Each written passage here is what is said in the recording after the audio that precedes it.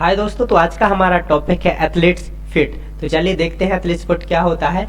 तो सबसे पहले देखें तो कुछ इमेज में आप देख पा रहे हो कुछ इस प्रकार से डिसीज होती है जो कि कहाँ पर देखने को मिल रही है, हमारे पैरों में, तलवों में। ठीक है, कभी ना कभी आपने भी देखी होगी या कभी ना कभी आपको भी ये हुई होगी। अक्सर हमें पानी के मौसम में, जो बरसात के मौसम है, उसमें ज़्यादा देखने को मिलती है। तो चलिए देखते हैं कि क्या होती है ये। देखिए, athlete's foot medically known as tinea pedis is a fungal infection that commonly affect the feet. तो क्या है एथलीट्स फुट, क्या है? एक मेडिकली टर्म में बोला जाए तो इसे हम टीनिया पेडिस भी बोल सकते हैं। ये क्या है? एक फंगल इन्फेक्शन है। ठीक है, फंगल इन्फेक्शन है जो कि कॉज करता है कहाँ पर? हमारे पैरों में, हमारे तलवों में। ठीक है, और ये किसकी वजह से होता है? फंजाई की वजह से होता है, क्योंकि हमारे पानी में क्या होता है? फंगस होता है, फंजाई होते हैं, तो जो कि ये कॉज करते हैं। तो कौन से दो फंगस है? तो caused by trichophyton rubrum and trichophyton integrated. तो कुछ ये क्या है? फंगस है जो कि ये कॉज करते हैं ये डिसीज को। ठीक है ना, आपने भी देखी होगी। चलिए देखते हैं कि ये क्यों होती है, किन कारणों से ये होती है, सबसे ज्यादा क्या कारण होते हैं इसके होने के।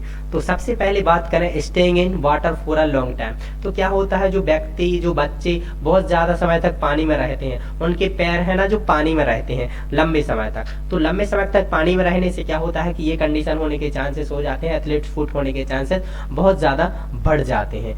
देन इसके बाद बात करें फार्मर, जो हमारे किसान भाई हैं, देखिए वो क्या होता है कि खेतों में काम करते रहते हैं, और खेतों में क्या होता है, कभी कभी सिंचाई करते हैं पानी में। ठीक है, खेतों में काम करना, और खेत में अक्सर पानी बना रहता है, तो क्या होता है उनके जो पैर है वो नमी में बने रहते हैं, पानी में बने रहते हैं। तो उस कंडीशन में उन्हें बहुत ज्यादा चांसेस होते हैं ये एथलीट्स फुट होने के। कभी ना कभी आपने भी किसान भाइयों को ये कंडीशन देखी ही होगी। ठीक है, इसके बाद बात करते हैं वेयरिंग टाइट शूज। क्या होता है कि ज्यादा टाइट शूज, ज्यादा टाइट जूते पहनने से भी ये कंडीशन होती है, क्योंकि अगर ज्यादा टाइट जूते आप पहनते हैं तो आपको पैरों को जो हवा लगनी चाहिए, स्किन को जो हवा लगनी चाहिए वो नहीं लग पाएगी, क्योंकि वो शूज बहुत ज्यादा टाइट होते हैं। ठीक है, तो उस कंडीशन में होने के चांसेस बढ़ जाते हैं। देन इसके बाद बात करें बाथिंग इन स्विमिंग पूल। क्या होता है कि जहाँ कहीं का भी जो स्विमिंग पूल होता है, मैंने तो नहीं माना कहीं का भी जो स्विमिंग पूल होता है वो प्रॉपरली क्लीन नहीं होता वहाँ का पानी, तो ज्यादा वहाँ पे नहाने से भी ये होने के चांसेस होते हैं।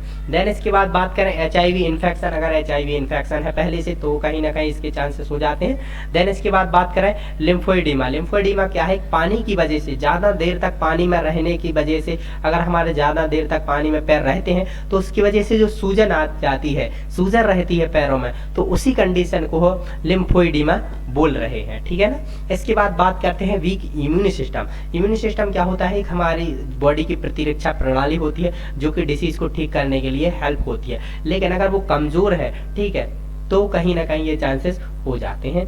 इसके बाद हम बात करते हैं क्लिनिकल मैनिफेस्टेशन की, मतलब कि ये साइन और सिम्टम्स क्या क्या देखने को मिलते हैं वो देखते हैं। तो सबसे पहले ईचिंग क्या होगी कि बहुत ज्यादा उस जगह पर खुजली होगी। नॉर्मली हम इस डिसीज को क्या बोलते हैं, क्या बोलते हैं कि खोरा की बीमारी भी बोलते हैं। ठीक है ना, तो वहां पर क्या होगी? ईचिंग होगी, खुजली होगी। अगर आप बहुत ज्यादा खुजलाएंगे उस स्पेस को, उस जगह को, तो ये बहुत ज्यादा फंजाई बढ़ने के चांसेस होते हैं, क्योंकि जैसे ही आप उस स्किन को खुजाएंगे तो वहां पर और ज्यादा बढ़ने के चांसेस हो जाते हैं डिसीज के। ठीक है ना, इसके बाद बात करते हैं रेडनेस। अगर आप खुजाएंगे तो वहां पर रेडनेस तो होगी, लालपन आएगा। ठीक है ना, इसके बाद बात करते हैं patchy fine dry scaling on the sole of feet. मतलब पे कि पैरों के जो तलवे होते हैं वो देखा जाए तो धब्बेदार हो जाएंगे, सूखी पपड़ी सी निकलने लगेगी, जो सफेद सफेद आपने देखी ही होगी, कभी ना कभी देखी होगी। ठीक है, इसके बाद हम बात करते हैं किसकी?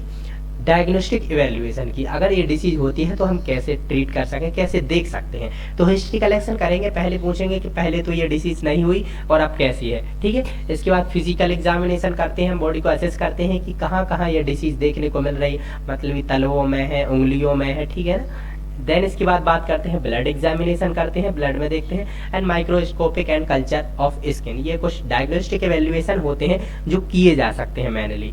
ठीक है ना, इसके बाद हम देखते हैं management. Management is the most important part of the disease. हमें मैनेजमेंट को बहुत अच्छे से समझना है, देखना है। तो चलिए देखते हैं। सबसे पहले क्या है, topical antifungal cream such as miconazole. तो देखिए स्किन पर होने वाली डिसीज है, ठीक है, और फंगल इन्फेक्शन है, तो हमें एंटी फंगल जो क्रीम आती है, जो ट्यूब आते हैं वो देने हैं, जिसमें कि यहाँ पर एक नाम दिया गया है माइकोनाजोल।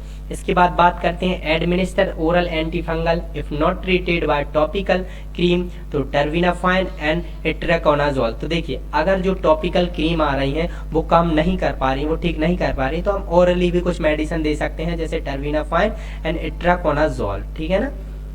इसके बाद बात करते हैं use of solution containing aluminium chloride which reduce sweating foot. अगर बहुत ज़्यादा उस जगह पर क्या हो रहा है, पसीना आ रहा है, स्वेटिंग हो रही है, तो उसे दूर करने के लिए, रिड्यूस करने के लिए आप क्या दे सकते हैं, एल्यूमिनियम क्लोराइड आता है वो यूज कर सकते हैं, ठीक है।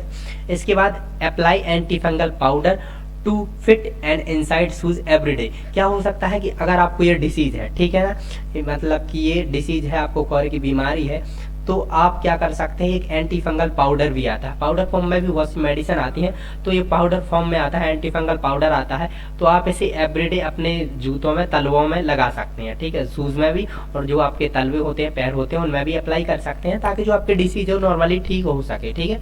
इसके बाद wear socks made up of cotton और pull and change them once और ट्विच डे। तो देखिए जो सूजा मतलब कि जो क्या है कि आपने मोजे होते हैं सुख साथ, मोजे नॉर्मली कॉटन के होने चाहिए, जो मोजे होते हैं कॉटन के, सूती के होने चाहिए, ठीक है, और हमें नॉर्मली इसे चेंज करते रहना होता है एवरीडे। ऐसा नहीं है कि आप एक ही मोजे को मतलब कि 4-5 दिन तक पहन रहे हैं, कोई बदल नहीं रहे हैं, तो ये होने के चांसेस बहुत ज़्यादा हो जाते हैं, क्योंकि वो गंदे हो जाते हैं, ठीक है। इसकी बात करें wearing sandal as often as possible. हो सकता है ज़्यादा से ज़्यादा पहनने की क्या आदत डालें, सैंडल पहनने की आदत डालें, क्योंकि सैंडल पहनने से क्या होता है कि पैरों में अच्छे से हवा लगती रहती है, तो अगर वो ये डिसीज है तो जल्दी ही ठीक हो जाएगी। अगर ये डिसीज है तो आपको जूते अवॉइड ही करना है, ठीक है ना। इसके बाद बात करें avoid the shoes made up of synthetic material such as rubber और वेनी। तो जो रबर के जूते होते हैं, ठीक है, शूज होते हैं, उन्हें हमें सिंथेटिकली अवॉइड करना है, ठीक है ना, बंद ही करना है उन्हें पहनना। इसके बाद बात करें use separated towel for infected foot and do not share if with other. तो देखिए जो इन्फेक्टेड है, जो व्यक्ति इन्फेक्टेड है, जैसे ये डिसीज हुई है, तो उसकी जो टॉवल्स है, कपड़े हैं, वो तो शेयर नहीं करना है, do not share with other, किसी को भी वो यूज नहीं करना है, क्योंकि ये डिसीज ऐसी डिसीज है जो एक से दूसरे में हो सकती है। अगर आप उस जगह को टच करते हैं हाथों से, तो उसे धोना चाहिए हमें अपने हाथों को तुरंत के तुरंत, ठीक है ना। तो ये होने वाली डिसीज है, एक दूसरे में फैल सकती है, तो हमें सेपरेटेड ना जूते पहनना ना चप्पल पहनने, अगर जिस व्यक्ति को है उसके, ठीक है ना। तो thank you for watching my video. अगर आशा है कि आपको वीडियो समझ में आई होगी, अगर नहीं समझ में आई होगी तो क्या करें, अगर समझ में आई होगी तो हमारे चैनल को लाइक एंड सब्सक्राइब जरूर करें। Thank you.